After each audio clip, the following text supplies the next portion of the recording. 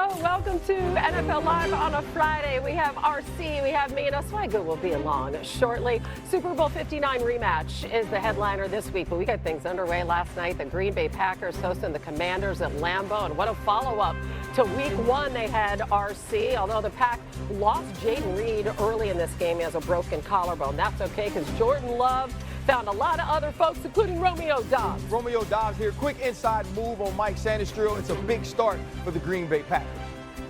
And then in the second quarter, Love throwing it downfield for Malik Heath. What a catch as the Pack scores twice on 90-plus yard drives. You mentioned earlier, Jaden Reed goes down early. People like Malik Heath stepped up and made big plays the whole time. And then Josh Jacobs, a guy who just finds the end zone every single game, gets in there one more time. And the Pack leads 14-3 at the half. Micah Parsons continuing to make that defense even better.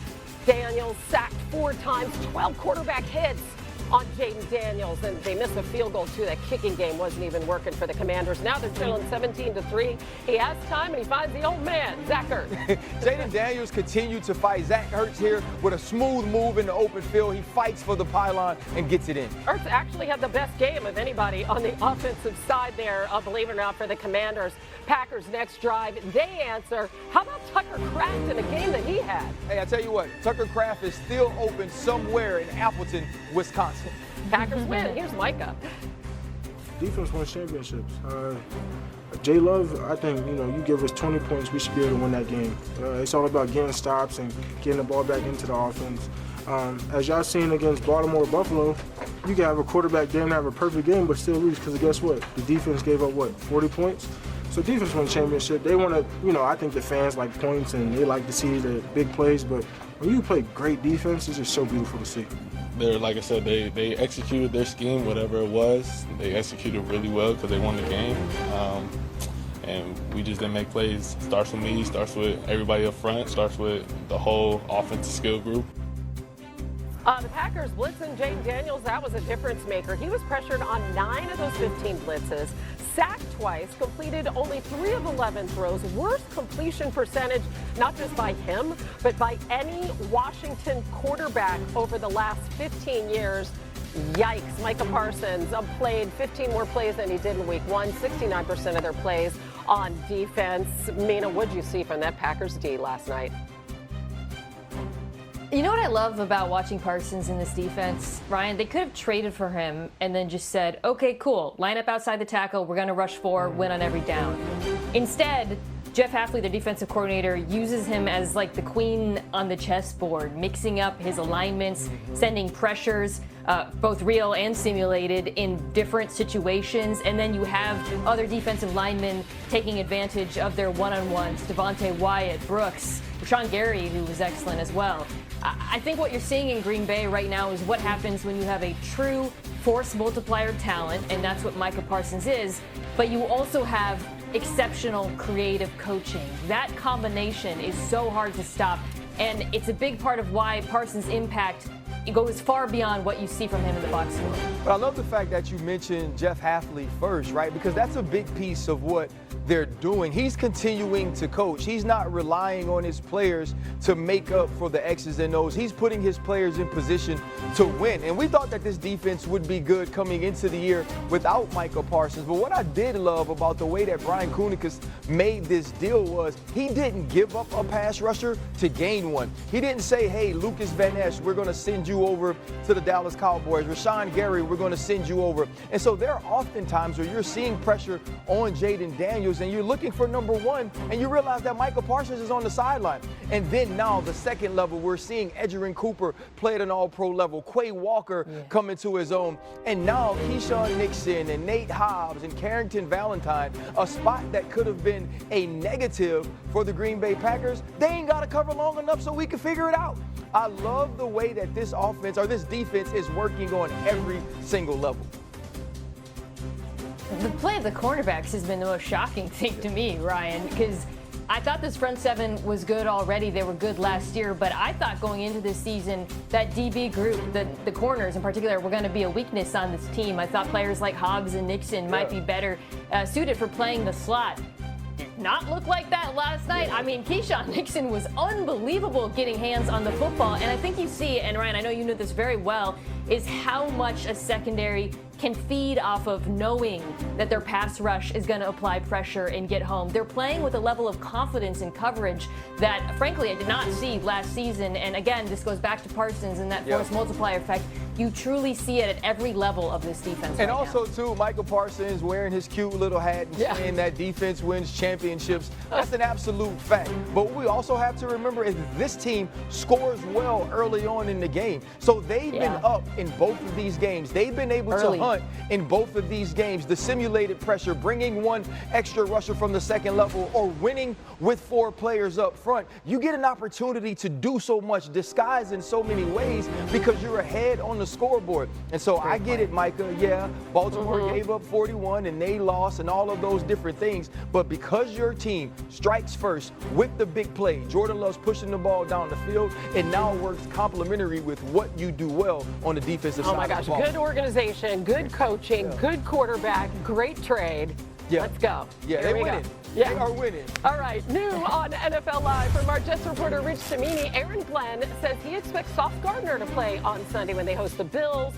Listed with an injured groin yesterday, he was limited in practice. Meanwhile, more news coming out of this matchup from our Bills reporter, Lena Getzenberg. Head coach Sean McDermott said that defensive tackle Ed Oliver will be out for Sunday's game against the Jets. That's a left ankle injury.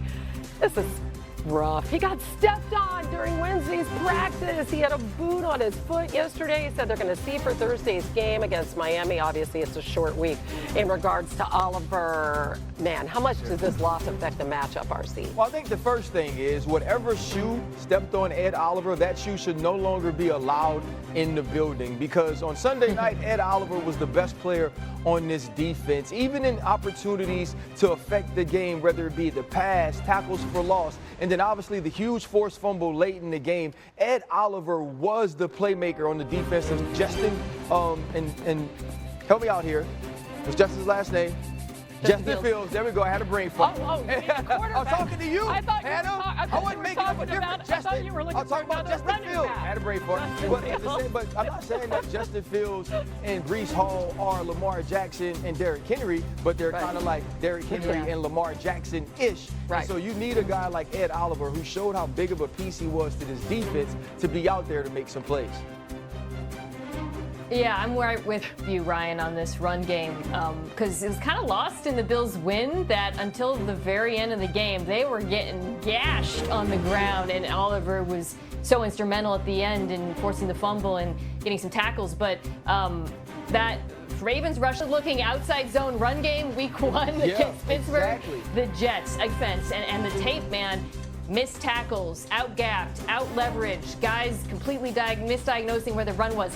The Bills really have to clean that up. Otherwise, I think this Jets offense is going to be harder to stop than many people thought.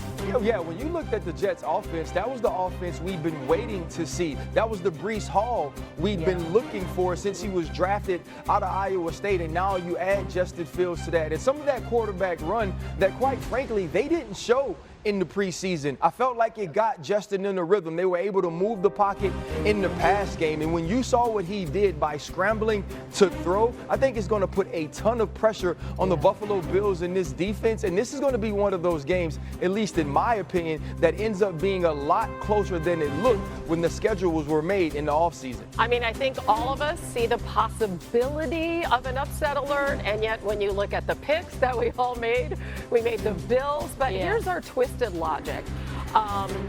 There's the gong. We ruined week 1 for so many teams. So I think, Mina, this gives the Jets a chance. What do you think? So we didn't talk about the Bills' offense. That's why I'm picking the Bills to win. I think Josh Allen is going to move the ball.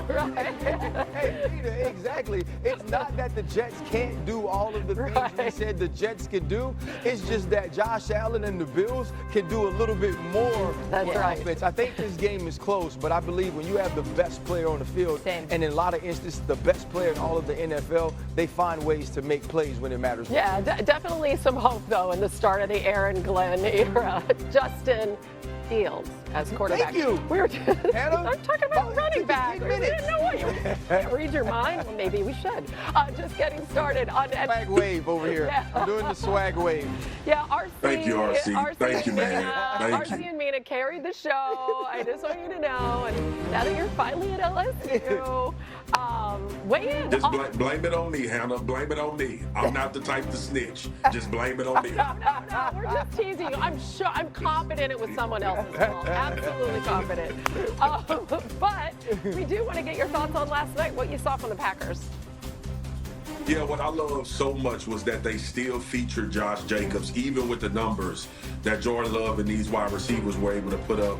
And you would think that throughout the course of this game that they found something against the Washington Commanders, and they would have stuck with trying to push the ball downfield. But Josh Jacobs and a heavy dosage of him, I think, helped this entirety of this offense. But it talks about balance. I still like that Matt LaFleur likes to run the football even when having success in the pass game, because if you watch that game, you start to wear on people as it goes along. And Josh Jacobs is that battering ram, that offensive line start leaning. In turn, you get people to start walking up near the line of scrimmage, and then Jordan Love is finding wide receivers wide open. So it was an element. Y'all know I love the run game, and I know Jordan Love put up 290. But I still love the fact that there was 20-plus rushes out of the backfield for Josh Jacobs. Micah Parsons continues to impact that defense. What do you think about the chance of thank you, Jerry? Yeah, it makes me god awful sick, Hannah.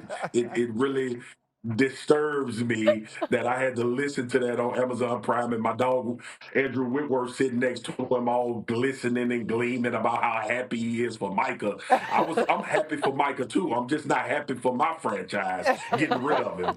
But anyway, if I was the Green Bay Packers fans, I would say thank you, Jerry, because he is absolutely wrecking football games. And I know people are gonna look at the numbers, and I know they're gonna talk about only a half sack, but you look at the